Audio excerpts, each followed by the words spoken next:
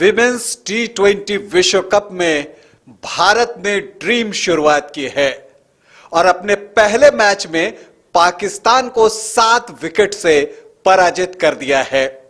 जब कप्तान हरमनप्रीत ये कहती हैं कि पाकिस्तान को हराना हमेशा स्पेशल होता है, तो वो सिर्फ हरमनप्रीत की भावना या जज्बात नहीं है, वो हम समस्त देशवासियों की भावना को समाहित किए हुए कही गई हरमनप्रीत की बात है।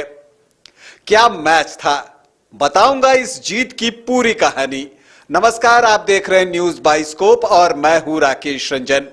महिला T20 विश्व कप में भारत और पाकिस्तान के बीच रविवार को मुकाबला हुआ और क्या मुकाबला हुआ। एक भारत पाकिस्तान मैच में आप जिन बातों की अपेक्षा रखते हैं वो सारी चीजें हुई। मैच में उतार चढ़ाव था, खिलाड़ियों पर दबाव था और उस दबाव में निखरने और बिखरने की कहानी थी। मतलब रोमांच जो है कूट कूट के भरा हुआ था इस मैच में। दबाव में जहां भारतीय टीम निखरी, वहीं पाकिस्तान की टीम बिखरी और नतीजा उसी के रूप में सामने आया। भारत ने अपने पहले मैच में पाकिस्तान को 7 विकेट से हराकर विश्व कप की ड्रीम शुरुआत की है। अब आपको मैच की कहानी बताता हूं। टॉस जो है वो पाकिस्तान की कप्तान बिस्मा मारूफ ने जीता और पहले बल्लेबाजी करने का फैसला लिया। हालांकि उनकी शुरुआत अच्छी नहीं रही और दूसरे ही ओवर में दीप्ति शर्मा ने झटका दिया पाकिस्तान को। पहला विकेट गिरा, उसमें पाकिस्तान का कुल योग 10 रन था। लेकिन दूसरे विकेट के लिए 2 अनुभवी खिलाड़ी जो पाकिस्तान की हैं, मुबीबा अली और बिस्मा मारूफ, दोनों ने एक अच्छी साझेदारी की। लेकिन मुबीबा ज्यादा आक्रामक बनने के प्रयास में स्टंप आउट हुई और राधा यादव ने वो विकेट लिया और यहां पर लगा कि भारतीय टीम के पास अवसर है कि वो पाकिस्तान को दबाव में लेकर आए और बहुत जल्दी जल्दी जो है पाकिस्तान के 2 और विकेट गिरे। भारत के लिए जो सबसे बड़ा खतरा हो सकता था निदा डार, उसके खिलाफ भारत एक प्लान के साथ आया था। निदा डार बल्लेबाजी के लिए आती हैं और तुरंत पूजा वस्त्राकर को कप्तान हरमनप्रीत ने गेंद थमा दी। वो आती हैं, शॉर्ट गेंद से निदा डार की परीक्षा लेती हैं और निदा डार विकेट के पीछे लपकी जाती हैं ऋचा घोष के हाथों में पूजा की ही गेंद पर। तो तीसरा विकेट गिरा। चौथा विकेट भी जो है भारत को जल्दी ही मिल गया सिद्रा अमीन का और उस समय जो पाकिस्तान का स्कोर था वो 68 रन था। 4 विकेट के नुकसान पर 13वें ओवर की शुरुआत हुई थी। तो लगा कि अब भारत जो है इस मैच पर अपनी शिकंजा को और कस लेगा और 120 तक जो है वो पाकिस्तान को रोक लेगा। लेकिन यहां पर तारीफ बनती है कप्तान बिस्मा मारूफ की, जिन्होंने की एक बहुत ही मैच्योर्ड इनिंग खेली और जहां पर उन्हें आक्रमण करना था उन्होंने भारतीय गेंदबाजों पर हमला बोला। प्लेसिंग उनकी लाजवाब रही। लेकिन जो असली काम किया वो किया आयशा नसीम ने।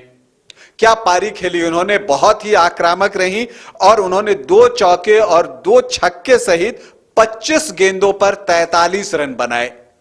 दूसरी तरफ जो कप्तान बिस्मा है उन्होंने अपनी हाफ सेंचुरी पूरी की और 55 गेंदों पर 68 रन बनाए। दोनों ने 5वें विकेट के लिए 47 गेंदों पर 81 रनों की साझेदारी की और जब निर्धारित 20 ओवर पाकिस्तान की पारी के समाप्त हुए तो उनका स्कोर था 149 रन 4 विकेट के नुकसान पर। इसका मतलब यह था कि भारत को इस विश्व कप में अपनी पहली जीत के लिए 150 रन बनाने थे। महिला क्रिकेट में यह बड़ा स्कोर होता है और यह बड़ा टारगेट होता है। इतना आसान नहीं होता कि आप पाकिस्तान के खिलाफ 150 रन बना लें, क्योंकि मैच ऐसे भी टेंस था। तो अब आपको मैं ये बता दूं कि जो भारत ने ये चेज किया है ना, वो T20 वर्ल्ड कप में, विमेंस T20 वर्ल्ड कप में सेकंड हाईएस्ट टारगेट अचीव किया गया है। मतलब ये दूसरी सबसे बड़ी जीत है भारत ने। लेकिन जब पारी की शुरुआत की, जब इंटरवल हुआ और जब दूसरी पारी शुरू हुई, उस वक्त तक पाकिस्तान की टीम में आत्मविश्वास जो है वो भर गया था। उन्हें लग रहा था कि इतना बड़ा टारगेट शायद भारत जो है वो हासिल न कर सके। लेकिन भारतीय टीम के इरादे कुछ और थे। देखिए, स्मृति मंधाना इस मैच में नहीं खेल रही थी, तो यह भारत के लिए बड़ा झटका था। और पाकिस्तान की टीम इसलिए भी ज्यादा खुश थी कि स्मृति मंधाना नहीं है तो भारत के लिए 150 का टारगेट हासिल करना बिल्कुल ही मुमकिन नहीं होने वाला है। लेकिन मेलबर्न की कहानी केपटाउन में दोहराई गई। मेलबर्न याद है ना, जब भारत ने T20 विश्व कप में पाकिस्तान को पराजित किया था, और विराट कोहली की पारी तो आपको वो याद ही होगी। तो विराट वहां थे और केपटाउन में जेमिमा बनी विराट, और विराट प्रदर्शन उन्होंने किया। भारतीय टीम ने अच्छी शुरुआत की और 38 रनों की साझेदारी की। यास्तिका भाटिया को स्मृति मंधाना की जगह ओपनिंग के लिए भेजा गया था, चूंकि मंधाना नहीं खेल रही थी, और उनके साथ शेफाली वर्मा थी। तो यहां पर भाटिया ने प्रयास किया अपनी तरफ से, 17 रन बनाए और ऑलमोस्ट रन ए बॉल उन्होंने ये स्कोर किया। 38 पर भारत को पहला झटका लगा, लेकिन इसके बाद जेमिमा रॉड्रिक्स आ गई और बिल्कुल एक योजना के तहत उन्होंने पूरे मैच में बल्लेबाजी की। और यास्तिका जब तक थी वो आक्रामक थी, उनके आउट होने के बाद आक्रमण की बागडोर जो है वो शेफाली वर्मा ने संभाली। उन्होंने खुलकर स्ट्रोक लगाए, लेकिन उनकी पारी का जो अंत है वो शानदार फील्डिंग की वजह से हुआ। बाउंड्री लाइन पर सादरा अमीन ने वो क्या कैच पकड़ा नसरा संधू के गेंद पर, लेकिन उससे पहले जो है शेफाली ने 33 रनों की एक बेहतरीन पारी खेली 25 गेंदों पर। 4 नंबर पर हरमनप्रीत आई, उनके कंधे में चोट है ये सभी जानते हैं।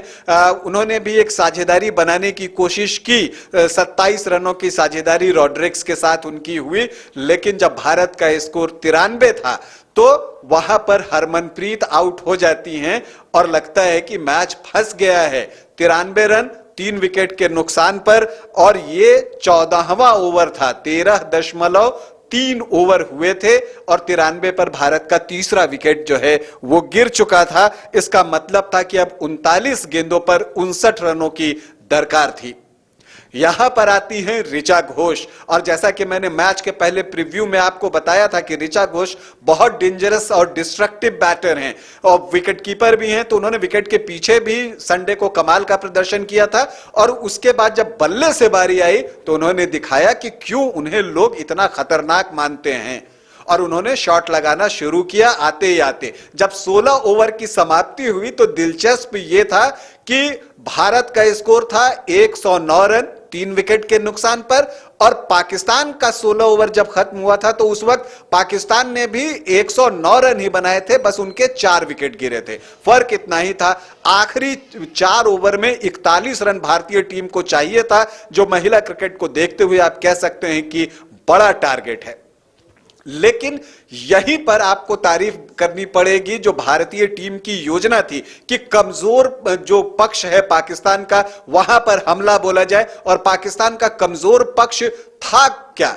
उसमें कमजोर पक्ष था उनकी जो मध्यम गति की तेज गेंदबाजी थी, वो कमजोर पक्ष था।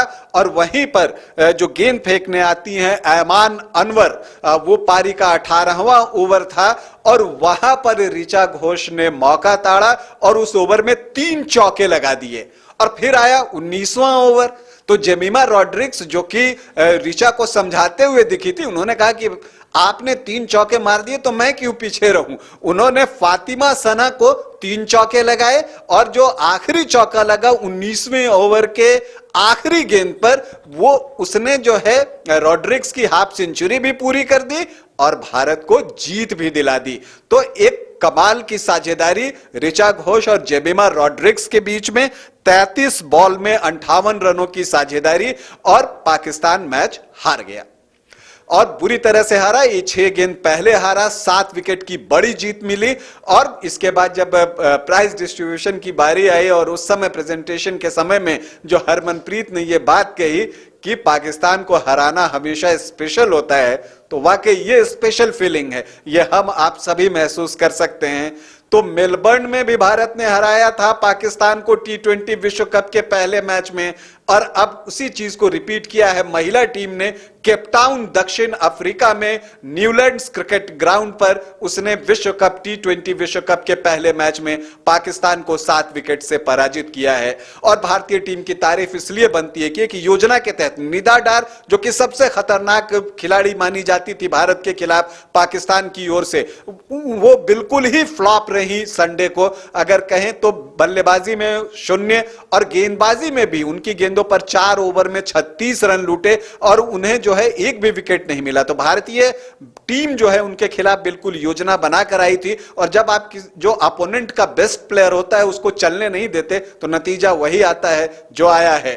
टीम इंडिया को ढेरों शुभकामनाएं। हम उम्मीद करते हैं कि जो भारत ने पहले मैच में जीत हासिल की है, इस जीत का जो सिलसिला शुरू हुआ है यह चलता रहे। भारत का दूसरा मैच 15 तारीख को वेस्ट इंडीज के खिलाफ होगा। वेस्ट इंडीज पहले विश्व कप जीत चुका है T20 का, तो मुकाबला कोई भी आसान नहीं होने वाला है। लेकिन जिस तरह का प्रदर्शन भारत की महिला टीम ने संडे को किया है, हम उसी प्रदर्शन की उम्मीद एक बार फिर से 15 फरवरी को भी करेंगे। अभी के लिए इतना ही, इजाजत दें, नमस्कार।